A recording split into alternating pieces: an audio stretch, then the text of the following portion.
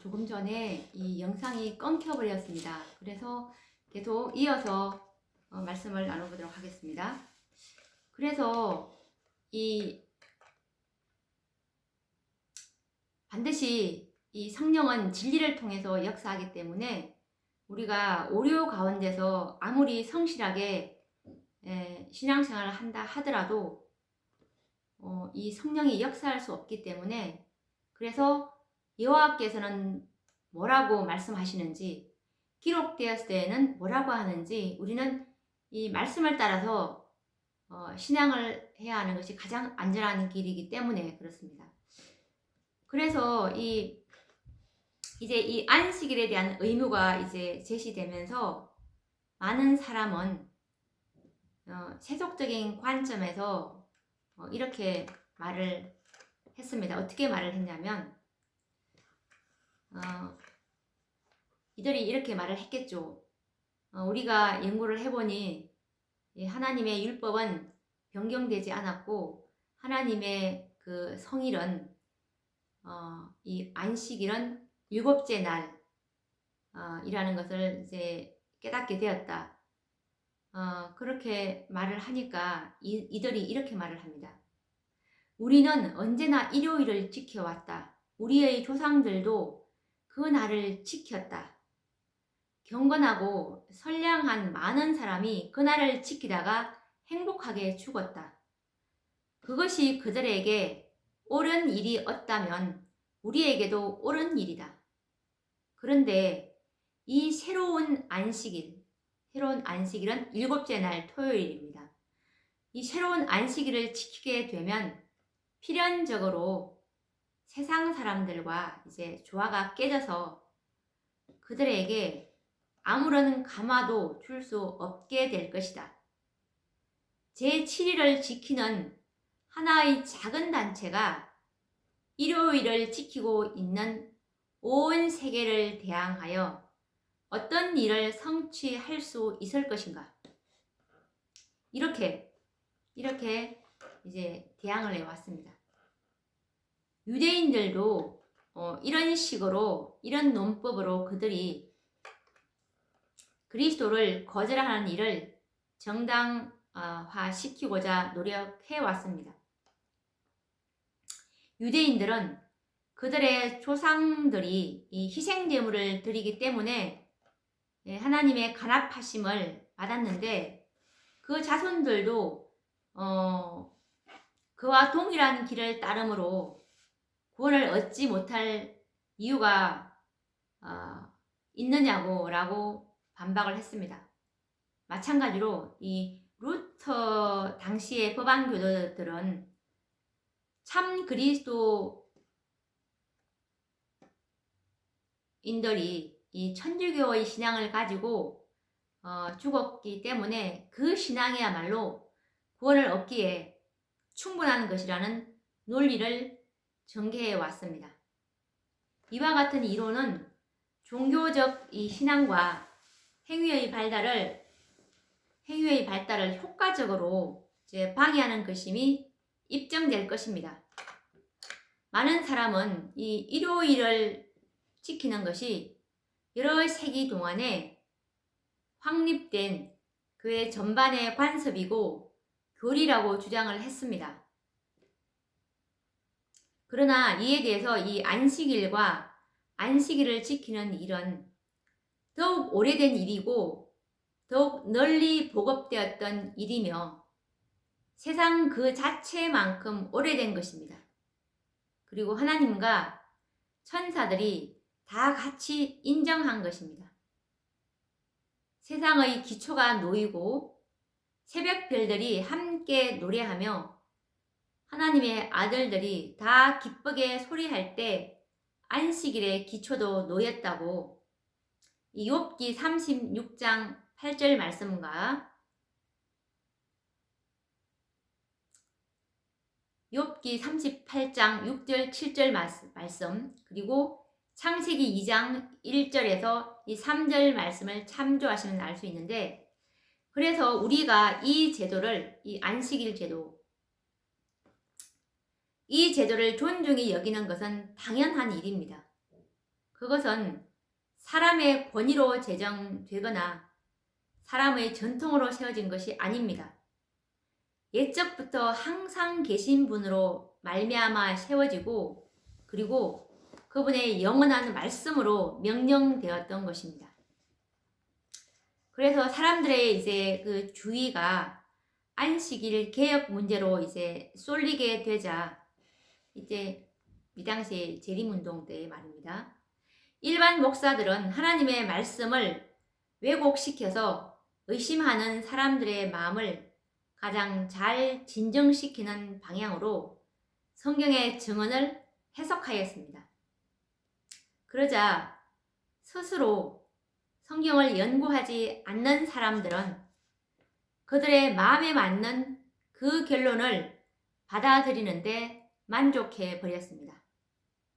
많은 사람들은 이론이나 그리고 궤변 그리고 교부들의 유전과 그리고 교회의 권위 등으로 그 진리를 뒤집어 버리고자 애를 썼습니다. 그러나 이 안식일 진리를 옹호하는 자들은 오직 성경만으로 이 넷째 계명의 진실성을 수호하고자 하였습니다. 그들은 비천한 사람들이었지만 진리의 말씀으로 무장해서 학자들의 공격에 대항하였습니다. 그런데 학자들은 그들의 웅변적인 궤변으로는 학계의 교묘한 이론보다 이 성경에 정통한 그 사람들의 솔직하고 기탄 없는 논정에 이제 대항할 힘이 없음을 이제 깨닫고 막 화를 내면서 한편으로는 경탄에 맞지 않았습니다. 그들에게 이 유리한 성경의 증언이 이제 없음을 그들은 깨닫게 되자 많은 사람은 일찍이 사람들이 그리스도와 이 그분의 제자들에게 똑같은 논법을 사용하게 됐는데 이렇게 말했습니다. 어떻게 말했냐면 왜 우리 편의 큰 인물들이 이 안식일 문제를 이해하지 못하는가? 너희와 같이 믿는 자는 극히 소수이다. 그러므로 너희가 바르고 세상의 모든 학자가 다 잘못이라고 할 수는 없는 것이다. 이렇게 논법을 펴게 되었습니다. 이처럼 반박하는 데는 이 성경의 교훈과 주님께서 각 시대의 하나님의 백성들을 취급하신 그 역사를 언급하는 것만으로 충분하였습니다. 하나님께서는 당신의 말씀을 듣고 순종하는 자들, 그리고 필요하다면 세상이 싫어하는 진리라도 말하기를 두려워하지 않는 자들, 그리고 세상에 보편화되어 있는 죄악을 견책하기를 두려워하지 않는 자들을 통해서 일하시고 계십니다. 흔히 하나님께서는 학자들과 높은 지위에 있는 자를 개혁운동의 지도자로 택하지 않으시는 이유가 뭐냐면 그들은 저들의 신조와 이론과 신학적 체계 등을 이제 신뢰하고 하나님의 가르침, 하나님의 말씀을 받을 필요를 느끼지 않기 때문에 그들을 사용하실 수가 없는 것입니다. 오직 지혜의 근본 되시는 하나님과 개인적 교제를 나누는 사람들만이 이 성경을 이해하고 그것을 설명할 수 있는 것입니다. 그다지 학교 교육을 받지 못한 자가 때때로 이 진리를 전파할 사명을 받는 것은 그들이 배우지 못했기 때문이 아니라 자신을 겸비하게 해서 하나님의 가르침을 기쁘게 받기 때문에 하나님께서 그들을 그릇으로 쓰시는 것입니다. 그들은 그리스도의 학교에서 배우게 되므로 그들의 겸손과 순종이 그들을 위대하게 만드는 것입니다. 하나님께서는 당신의 진리의 지식을 이제 그들에게 맡길 때 그들에게 영광을 주셔서 세상의 어떠한 명예와 인간적 위대함도 비교할 수 없을 만큼 하나님께서는 해 주십니다. 그런데 이 재림 신자들의 대다수가 성소와 이 하나님의 율법에 관한 진리를 거절했습니다. 이때 이 당시에 많은 다른 이 사람들도 이 재림 운동에 대한 그들의 신앙을 버리고 그 사업에 적용되는 예언에 대해서 근거가 불충분할 뿐만 아니라 모순되는 그런 견해를 그들이 받아들였던 것입니다. 그리고 또 어떤 사람들은 그리스도의 재림의 시기를 거듭해서 이제 정하는 잘못을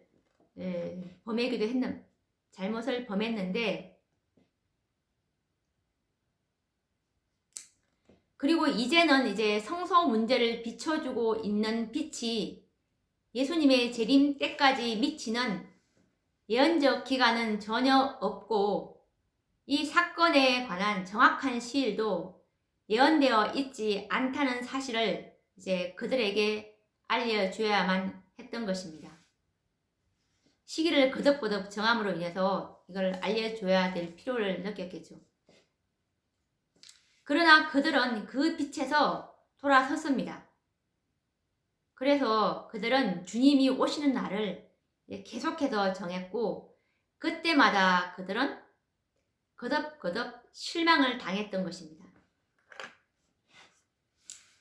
이 데살로니가 교회가 그리스도의 재림에 관한 그릇된 견해를 받아들였을 때 사도 바울은 그들의 희망과 기대를 하나님의 말씀을 기초로 엄밀하게 한번 검토해봐라 라고 권고하였습니다. 그리고 그리스도께서 재림하시기 전에 일어날 사건들을 알려주는 예언들을 인용을 하면서 이 사도 바울의 시대에는 그리스도의 재림을 기대할 아무런 근거가 없다는 것을 그들에게 밝혀 주었습니다. 그래서 이 사도 바울은 데살로니가 후서 2장 3절에 이렇게 그들에게 경고를 하였는데, 누가 아무렇게 하여도 너희가 미혹하지 말라라는 말씀이 그의 경고였습니다. 만일 그들이 성경에 의해서 인정할 수 없는 것을 기대한다면 그들의 행동은 그릇된 대로 이끌려 가게 되고 이제 실망을 당함으로 불신자들의 조소를 사게 되고 낙담하는 위험에 빠져서 결국에는 그들의 구원의 필수적인 진리까지도 의심하도록 시험을 받게 될 것입니다. 데살로니가 사람들에게 준 이 사도 바울의 권고에는 말세에 사는 사람들을 위한 중요한 교훈이 포함되어 있습니다. 많은 재림 신자들은 주님께서 재림하시는 분명한 시간에 그들의 신앙을 두지 않으면 준비하는 일에 열렬해지거나 부지런해질 수 없다고 생각을 했습니다. 그러나 그들의 희망이 아무리 여러 번 생겨날지라도 그때마다 그것이 무너져 버린다면 그들의 믿음은 결국 예언의 큰 진리를 거의 깨달을 수 없을 만큼 타격을 받게 되는 것입니다. 첫째 천사의 기별을 전하면서 이 심판에 대한 분명한 시기를 전파한 것은 하나님께서 명령하신 것이었습니다. 이 첫째 천사의 기별의 근거가 되는 예언적 기간의 계산, 곧 이 1844년 가을에 2300주야가 마친다는 이 사실은 아무 의심 없이 입증이 되는데, 이 예언적 기간의 시작과 끝에 관한 새로운 날짜를 계속해서 이제 발견하고자 거듭 노력하고 그와 같은 입장을 지지하기 위해서 부당한 이론을 내세우는 일은 사람들의 마음을 이 현대 진리에서 떠나가게 할 뿐 아니라 그 예언의 해석을 위해서 기울인 모든 노력을 모독하는 일이 되는 것입니다. 그래서 이 재림에 대한 분명한 시간을 정하는 일은 예수님께서 이제 몇월 며칠날 재림하신다 이렇게 시간을 정하는 일은 하면 할수록 또한 그와 같은 가르침이 널리 보급되면 될수록 더욱더 이 사탄의 목적에 잘 부합될 뿐입니다. 그리고 그 시기가 이제 지나가면, 자기네들이 재림의 시기를 정한 그 시기가 지나가면 사탄은 재림을 주장하던 사람들을 조롱하고 모독하도록 자극해서 이 1843년과 1844년에 있었던 큰 재림운동에 치욕을 끼치게 되는 것입니다. 이렇게 해서 그 오류를 고집하던 사람들은 마침내 그리스도의 재림을 지나치게 먼 장래에 속한 일로 이제 결정을 해버릴 것입니다. 그들은 이렇게 되므로 이제 그릇된 안일에 빠지게 되고, 많은 사람은 이제 진짜 이 재림의 기회가 다 지나가도 깨닫지 못하게 되는 것입니다. 우리가 이 고대 이스라엘의 역사는 재림 신도들의 과거의 경험을 설명해주는 좋은 신뢰가 되는데, 하나님께서는, 우리가 그 역사를 한번 잠깐 살펴보면은 하나님께서는 이스라엘 백성들을 이 애굽에서 인도해 내신 것처럼 재림 운동에 있어서도 당신의 백성들을 인도하셨습니다. 그리고 큰 실망 가운데서 그들의 믿음은 옛날 홍해에서 히브리 사람들처럼 시험을 당했습니다. 과거의 경험에 그들과 함께 하셨던 이 하나님의 인도하시는 손을 신뢰했더라면 그들은 정령이 하나님의 구원을 보게 되었을 것입니다. 이때 윌리엄 밀러의 재림운동 때 그들이 한마음 한뜻으로 일치단결했더라면 이때 예수님께서는 재림하셨을 것이라는 것입니다. 무슨 말이냐면, 이때 1844년의 운동에 한 마음으로 협력하여 활동했던 사람들이 이 셋째 천사의 기별을 받아들이고, 이 지성소와 하나님의 율법의 불변성에 관한 이 진리 있지 않습니까? 이 진리를 받아들이고 성령의 능력으로 그 기별을 전파했다면 하나님께서는 그들의 노력을 통해서 크게 역사하셨을 것입니다. 늦은 비를 부어주셨을 것이라는 뜻입니다. 그들의 노력을 통해서 크게 역사하셨을 것이라는 이 말씀이, 그래서 이제 빛이 흘러나와 온 세계를 환하게 비쳤을 것입니다. 그렇게 되었다면 벌써 여러 해 전에 지상 거민들에게 대한 이제 경고가 다 끝이 나고 마지막 사업은 완성되고, 이 마지막 사업은 예수님의 지성소 사업인데, 지성소 사업은 우리가 살펴보았듯이 이 요한계시록 14장에 잘 묘사되어 있습니다. 세천사의 기별로 만들어질 14만 4천 하나님의 증인들이죠. 이들이 이 예수님의 마지막 사업의 완성품인데요. 마지막 사업은 완성되고, 그리고 정말 이 죽은 자와 산 자의 심판, 조사 심판이 다 끝나면 예수님께서는 지성소에서 이제 나오시게 될 것인데, 이렇게 해서 마지막 사업은 완성되고 그리스도께서는 당신의 백성을 구속하시러 이 세상에 오셨을 것이다. 이것이 하나님의 계획이셨습니다. 그런데 하나님께서는 예수님께서는 아직도 이 땅에 오시지 않고 있죠.